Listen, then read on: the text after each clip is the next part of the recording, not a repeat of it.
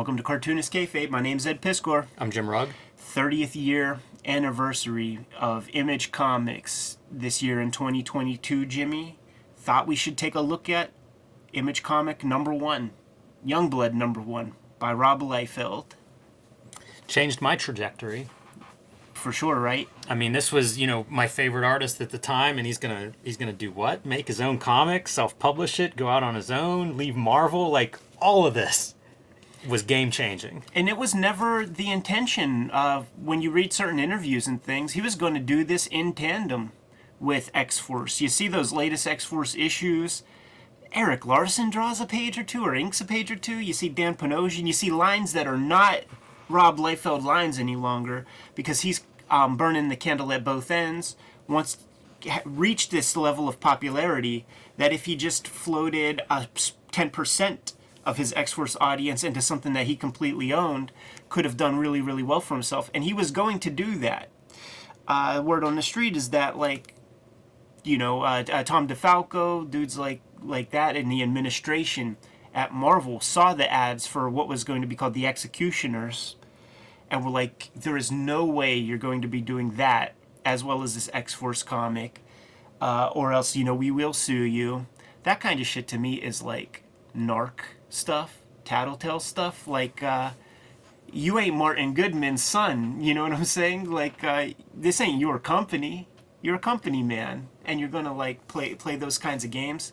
Punk shit, it would be enough for me to leave a joint, and it just so happens that put the battery in a retired Todd McFarlane's back to say, yo, what if we get a bunch of dudes? What if we go over, put something together, put together a collective, strength in numbers, Wu-Tang Clan type shit. And here we have Image Comics. It's so interesting because that mythology behind it, we know what happened historically. Yeah. They sold record numbers. Each Image book for a while would be like, that's the biggest selling indie comic ever. But you didn't know that going in. It was unknown. And I mean, they even talked about originally Youngblood might be black and white, because it was just going to be an indie comic. And Liefeld had some background and interest in indie comics. I was getting interested in indie comics at that point, so it was kind of neat, the idea of you're going to take this polished Marvel dude and go do a black and white book. That was wild. But no guarantees that you're going to sell 1 million of these. For all you know, as you say, it could be a 10% of your followers show up, and hey, that would still be a very profitable book. But what I'm saying is a lot of unknowns in the early days of Image Comics, and I think that's why many of those guys did plan to stick with their Marvel gigs. But then you have the story of McFarlane rounding everybody up to go into the office and say, we're done working for you. So what came first? Were these guys dismissed by Marvel? Did they, follow McFarlane into the office and declare that they were done? I don't actually know the answer as to how that all went down. But I do think it's interesting that at least early on they were planning to I'm going to stick at both places. The kayfabe at the time, whenever this actually popped off and was a successful company venture for these gentlemen, the kayfabe at the time was they made it seem like it was an all or nothing proposal. If this didn't work, it's over. But with enough hindsight and just thinking business wise, you think the guy who sold 5 million comics for Marvel isn't the doors closed to him? The guy who sold 8 million comics for Marvel, the doors closed to him? I don't think so. Yeah, and McFarlane would say that in interviews, maybe I have to go to DC and work if this doesn't work out or whatever. But yeah, I think everybody realized, the guys who sold the most books in history, there would always be a place for them in a commercial publisher. Ladies and gentlemen, Cartoonist Kayfabe is brought to you by 2 Eisner Award-winning, New York Times best-selling comic book makers, Jim Rugg, Ed Piskor, and the show is subsidized daily by the comic books that we sell and the works that we have that are forthcoming in 2022. Jim Rugg, in March, has Hulk Grand Design Monster coming out March 30th. March 30th, man. These paper shortages are no joke. He's distilling down 500 issues worth of Hulk comics into their purest essence and making 2 40-page one-shots that are going to take all the best bits of that history of Hulk, combining it into these individual issues, and it is a romp like no other. Got to get your hands on that thing. Goosed by a couple of variant covers for Monster. Got the Marcos Martin cover. You got the Peach Momoko cover. You got the Eddie P. by way of Todd McFarlane, Herb Trimpe cover. These are not retail incentive covers, which means you yourself can go to the comic shop, tell the comic shop owner that you want all 4 covers. You will have all 4 covers in your pull box the week that this comic comes out. Once again, those paper shortages, man, no joke. Red Room, The Antisocial Network is the comic that is on the stands right now, but this is just the 2021 season of Red Room Comics. It's a new year. 2022, we'll see Trigger Warnings, issue number 1, March 9th. This is the cover for the actual issue 1 that you will see on the stands. Not only are there paper shortages, there was a ransomware attack at the distribution house. So all the stores were not able to order these in the proper timely fashion. Might be kind of a rare comic. I'd like to see it sell out on day 1. Goosed by some more variant covers. This is the Eddie P. retail incentive cover. Jim Rugg, King Kayfabe, has done a cover that is representative of Zap Comics 0 by way of Robert Crumb, and Peach Momoko comes in the clutch to provide a Mistress Pentagram cover to top that off. We have Patreons in the link tree below. We have links to get to our books in our link trees below. Now that we're done paying the bills, back to the video.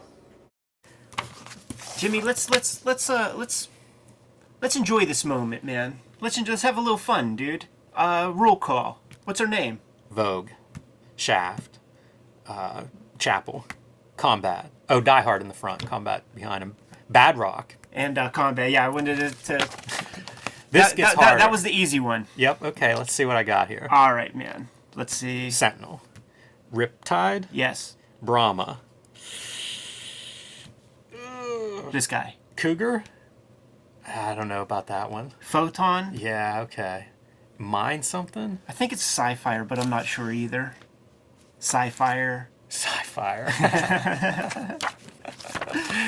All right, dude. Do you want to start with the home or away team?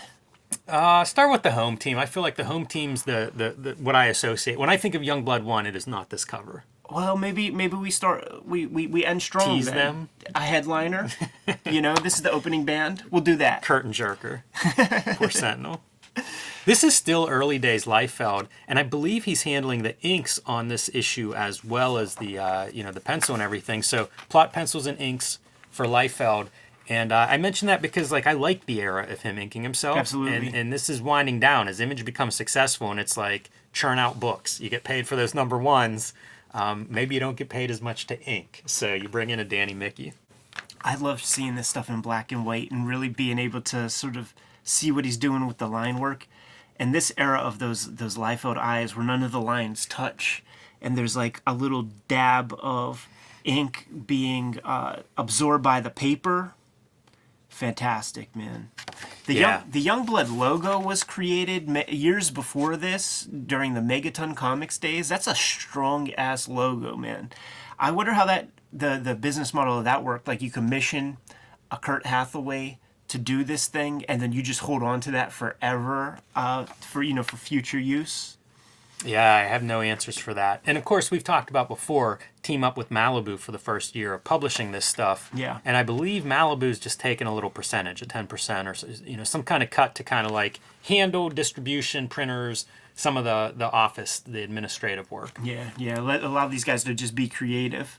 And the conceit here is the away team. This is sort of like the CIA to the Youngblood's FBI. Yes. If it's going to be international, it's the away team. And Desert Storm here in the early 90s on everybody's mind. Hassan Hussein.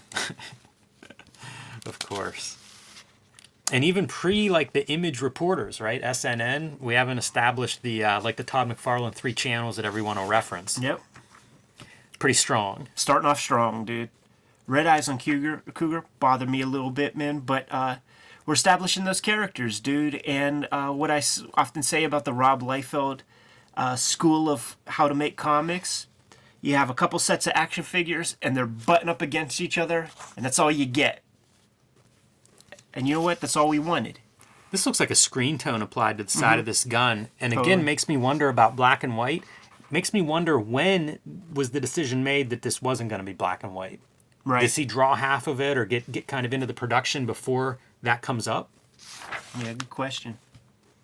Because I had like the Comic Scene magazine that would have some of these pages. I think it had this page in black and white, and I really liked how all that stuff looked. This is another strong one, and I feel like this is a pretty iconic Liefeld style composition. This is that character Cougar that almost was going to be a New Mutant. You can see a version of the iconic Cable cover inked by McFarlane with a Cougar in the crosshairs, and there was that Marvel Age issue where it was showing a lot of Rob Liefeld character designs, and this full Cougar design was in there with names talking about how it was going to be a member of like X-Force or something. I like the Cougar teeth, and you get a good close-up of those, the sharpened teeth. Combat looks all right in that helmet, too, in the background, with like the full face shadow inside there. Real giant. Yeah. And his alien race is called the Catellans, and Extreme Studios was on Catella Ave, which is the avenue that gets you to Disneyland out there in Orange County. I was with Jaime Hernandez, and I said that every time I see Catella Ave, it makes me think of Extreme Studios, and he's like, it makes me think of Disneyland, going to Disneyland as a kid.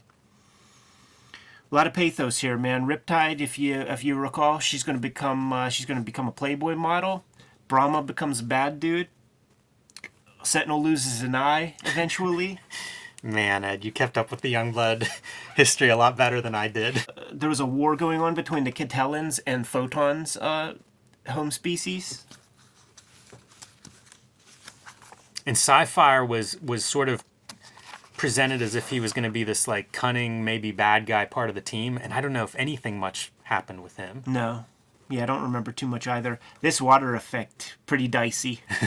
Pretty dicey stuff. All of it. You know, we talk about sometimes like you'll see the skies that are elaborately digitally painted, and it's almost like this is your early digital color version of what you could get away with in terms of the colorists, what they were capable of. Yeah. A lot of color on display, though. You know, if you looked at a Marvel comic from this time period, it is still the old 64 color palette on newsprint. And, you know, we're mocking this a little bit, but they advanced this color stuff so fast. But even at this stage, this is far beyond what you were seeing in like a Marvel comic. Absolutely. This lettering is very crude. I wonder if Rob Liefeld lettered it. No, there's no letterer credited on this side. I'll make sure to take a look at on the other. Yeah. But it is a pretty crude lettering style, using just the complete like ellipse templates with no extra fuss or muss, man. So if like, you know, if the template doesn't get it, it's not getting got. I so want to believe that this would be Liefeld lettering it himself, but I doubt that that's the truth. Although we'll see the other side has some wonky lettering too from Kurt Hathaway. But the thing is, like, that was something he did whenever they would remaster these issues. Like right away, relettering was one of the things that was done. It's big. The font or the lettering is big. This isn't Catella. See, Combat was wilding out a little bit.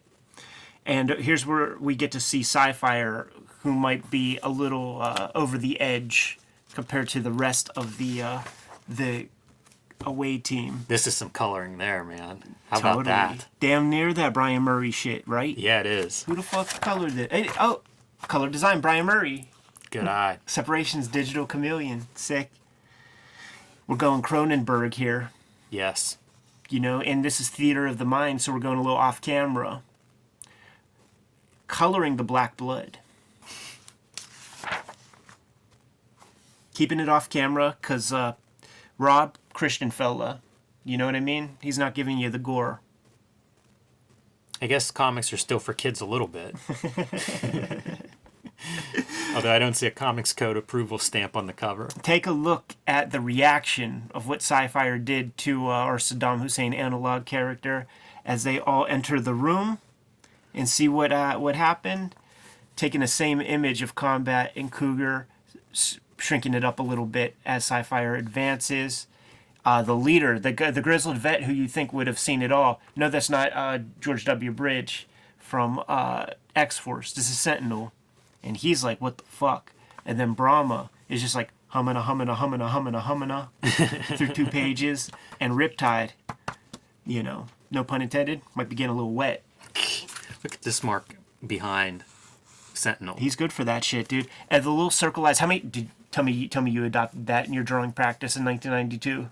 I struggled with Liefeld eyes. This would be a weird thing. That one kind of works for me, but then there's a version of this where you have your speck for the eye in the center, and it's hatched out around it. Yes. And it's just like it gets abstract. The Venetian blind eyes. We might even see some of those in the home team coverage. Little brigade Battlestone plug here. For sure, man. And then the cover-up. Crusade's terror ends in suicide. Rob Liefeld's smart enough to try to get some mailing addresses from people with the Rob Liefeld fan club. You get the mailing address. I bet you that served them well. You could keep people appraised of what's going on. Maybe you have a little checklist for original art sales and the price for things. People making comments below. If anybody was a member of this fan club, I'm curious about that experience, what you got with your $450 for your annual membership. All of that stuff. And how long did that shit last, man? Was there one? I mean, this book I think sold around 1 million. Mm-hmm. So if 1% joined the club, you're looking at 10,000 people sending money in, maybe. Yeah. $45,000 in membership dues. Jimmy, can we do the home team? Yeah, it's another one of those bookend illustrations. If you were pulling out some original art that you'd like to own, like these bookends of the Youngblood teams, pretty sweet. Yeah. You see some personality in Shaft's face. And see, we're getting close to the Venetian blinds there. You definitely get it there. Ed, why did I think Kurt Hathaway lettered this stuff? Because he definitely letters the next. Maybe he did letter this here. Yeah, I mean, I don't see his name anywhere, so it's funny. Like, in my mind, that's the letterer, but I don't know why I think that. He letters the subsequents for sure. Classic. I don't know that Rob did this. Even this. This might be a Malrett Michaels or one of those other fellas, man. But this is like Ozymandias and his assistant type thing, like in the mall. Those black eyes, man. That's something I marvel at. Like, what's going on right there? Classic Liefeld hair right there. You see the bleed edges at the end, man, with his, like, Sharpie marker or whatever he's using to ink. Getting ambitious with some bold lines there. You don't see that very often. Yeah, a lot of modeling in your coloring on this side, too. Is this a Brian Murray color joint on this one as well? Yes, sir. Separated by Digital Chameleon. And Jimmy, I believe our characters are in a shopping mall. Right. As you can Ed. tell. As you Obviously. can tell. Look at that super soaker. Brian Murray, dude, with the rainbow gimmicks. I was gonna say that's a lot of color in the background. This must have been the stuff I was looking at. You remember that X-Men comic that I drew as a kid? I must have been cribbing like from that. Dude, Street Angel Deadliest Girl Alive cover. Yes. Shades of this color motif. 20, almost 30 years later. Doesn't that look inhuman? Yes, but we're going to start flagging those. But just like, he's out with his girlfriend and turns into that. This reminds me a little bit of like the mall scene in Commando. I feel like it could be the similar mall setting. Getting blasted off the balcony, man, off the second floor. They give you 2 moments of it.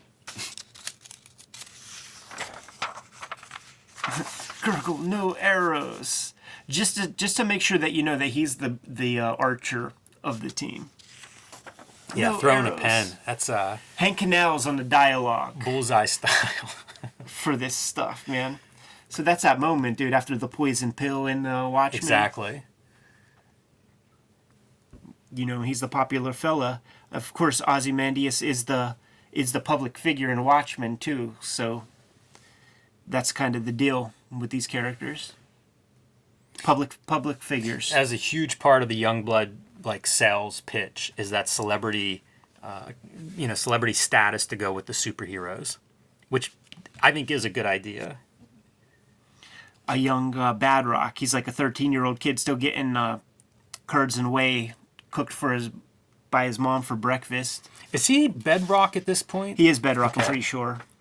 Yeah, I was trying to think. Yeah, I think he's it's Bedrock. An issue or two in before they switched to Badrock, I guess, for trademark reasons. Do you remember his phrase? No. Yabba dabba doom. How could I forget that one? Duty calls. So, mom cares enough to make him Lucky Charms in the morning. Has no problems with her little boy running off to go save the day. Concrete was out by then, right? Oh yeah. This is. I think Concrete's out in 85, 86. Right. Die Hard. He's the mysterious one. Yeah, and what's that bed that folds up into the wall? Yeah, the Murphy bed. the Murphy bed for Die Hard there. Remember when you see Die Hard of the Past and he's got the Cobra Commander mask in Youngblood Strike File? Yes. All right, dude. Let's see Hank Canal's dialogue chops when we introduce Chapel, Arlington, Virginia, above ground, 1:11 p.m. Another night, another love, Chapel, my man. Youngblood membership has its privileges. He says, "Wake up, babe. Duty calls." And she says, "4 more minutes." He says, "No promises. Leave your number. You know the way out." And then 2 seconds later, he's in his gimmicks.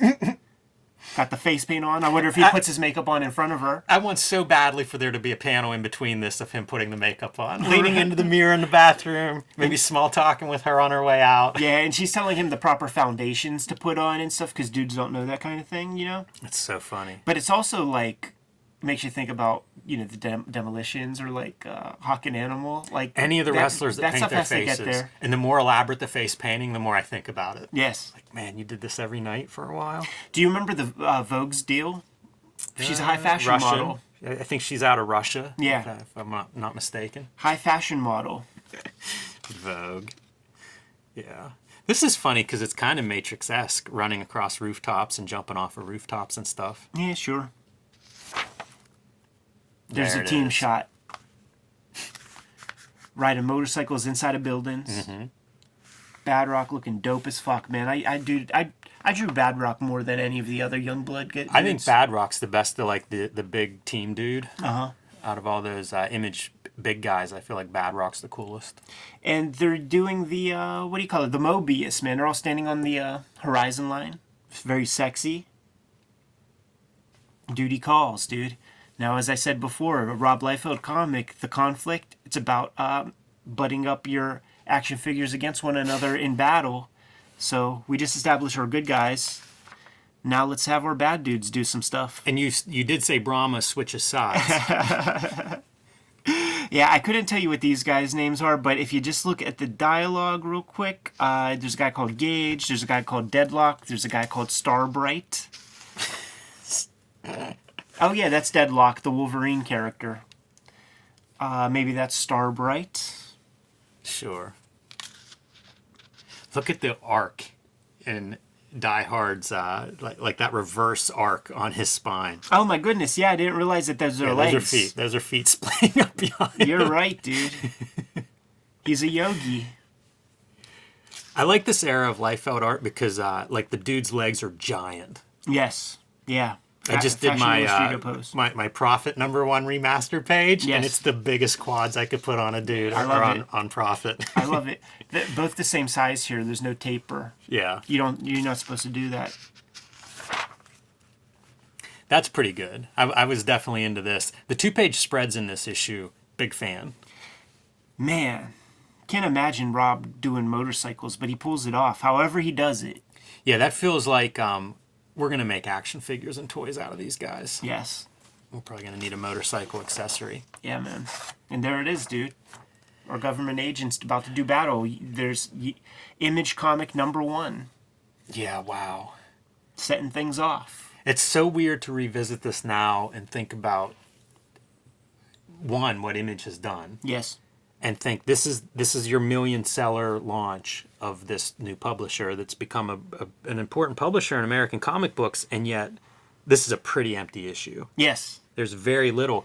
And, you know, we've talked about it before. The storytelling at this point was done in interviews. It was Yes. done in the Wizards and the comic scenes and the Amazing Heroes. You know, I was reading everything I could find on these guys. I could tell you all about these characters, but it was all from the interviews. Mm-hmm. You know, it was not from what you got in issue 1. Absolutely, man. In fact, if you went into this without those interviews, I'm not sure you'd have any idea what you were looking at. Yeah, not at all. And I swear to Christ, man, at the time, it did not matter. No, it didn't. It didn't matter to me at all. It was such a statement to even have the company called Image, man, because it was totally about surface level aesthetics, man. This stuff is almost not even comics, really. Like, and it becomes a kind of thing that really isn't even comics. Like the later issues, the back half, up to issue 10. Try reading that stuff. You're just looking at some cool looking shit on every page, but the reading experience just, it's plummets. There's nothing to it. You had to get your Joe Caseys and your Alan Moores and those guys to try to cobble something together. But the original run, it didn't matter. Like, whatever you want to call these things, they barely worked as comics. They were almost like art comics or something. Yeah, they really are. And I'm looking at this spread now, and I'm super happy with it. Like, it still has that energy that I like. Mm-hmm. That's a cool shaft. It's a cool looking Badrock. I like Vogue jumping out of there. This is the stuff that would make the old timers fucking so mad. The guys who would shit on these dudes, like the grizzled vets and things, like, this is hatching. What? Doom Force, like, this is hatching out of Doom Force. It is, totally. You know what I mean? Like, it is the parody. It is a self-parody. That's funny. The old timers rejecting this stuff, how much did that help?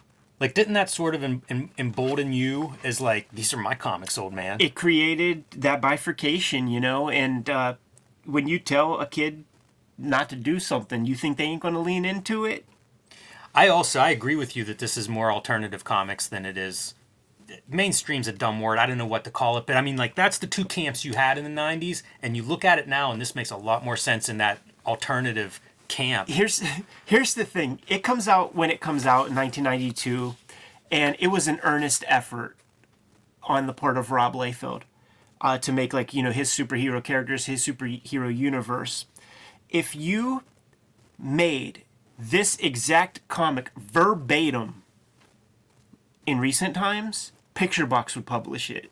You know what I mean? Like, if there was a Picture Box, like an art comics publisher would publish it, they would say, put 1992 in the title. Yeah. You know what I'm saying? That makes sense. I would put 1992 in the title, yes. Yes. But because it's rare that you have a piece that is like the parody of itself. But almost any random issue of an Image comic kind of works that way. It's more effective now after a bunch of years. Yeah, and like you look at Rob Liefeld's success up to the release of Youngblood 1, yes, and it is New Mutants number 87 and up. Mm-hmm. It's sort of taken this thing that has a bunch of history, throwing out some of the history, adding some new stuff, and running with it, and just to a fantastic effects. And to a greater extent, you could say Marvel Comics that you bring these guys into, not just Liefeld, but all the Image guys, where it's like they can pick and choose and move forward and add some new stuff, new action to this house style. Once you go and start your own, now it's like you don't have any of that history. So it's so much stuff that they're being asked to do here in the first issue of an Image comic, and it's like there's no history. I don't exactly know how you replicate a 30-year history like Marvel Universe has that we were playing with. And so I think that's part of what you're seeing in an issue like this is like all these ideas. How do you communicate those or establish them in 20 pages? And the answer is you don't. You just show a bunch of cool stuff happen because there's not one indicator of any of the stuff that was mentioned in interviews, and that would be the catalyst to get the current Image Comics publisher Eric Stevenson in touch with Rob Liefeld because he was addressing those issues. Rob, like, I read all these interviews and you created this idea of what Youngblood is. None of that's in here. Eric Stevenson gets on the horn, becomes a part of the whole thing. It still doesn't, but he has a job. He gets in the game and he has a job. I don't know that he addresses any of that. I guess in Youngblood issue 6, he has that manorexic shaft, a couple of panels and stuff to establish some pathos and nuance to the character. But so I can remember. Oh yeah, Badrock is on a David Letterman type show. Oh yeah, I remember that. Yeah, so that's giving you the celebrity part. You see, Jimmy? It is interesting at your note that it doesn't even matter. Because it didn't. I bought all these Youngbloods and was excited to look through them and copy some of the drawings. And, I wasn't alone, obviously, because, like we said, Image, 30 years going strong at this point. Clearly, the lessons, the takeaways are, at that time, it's all the art.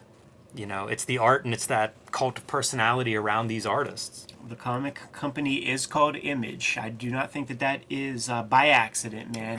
One of their smartest decisions. You good to go, Jimmy? Yeah. Kayfabers, like, follow, subscribe to the YouTube channel, hit the bell, will notify you when new vids are available. What's out there, Jimmy? Hulk Grand Design Monster coming to comic shops in March. You need to pre-order it now. Let your comic shop know you want a copy. Let them know which copy you want. 4 different covers to choose from, and it is 40 years of Hulk distilled into one oversized, extra-length issue. Basically what I did, locked myself in a room with 500 issues of the Hulk and tried to make sense of the whole thing.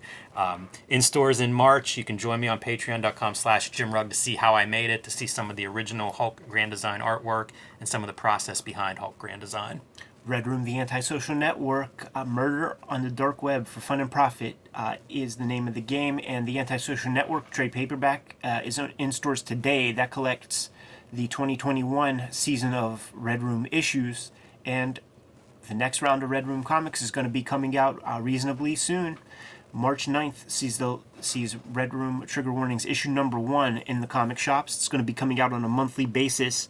After that, every issue completely self-contained, complete episode in every issue. So if you see an issue, grab an issue. Any random one will do. You'll get a complete story with new characters, new perspectives on the problems at hand.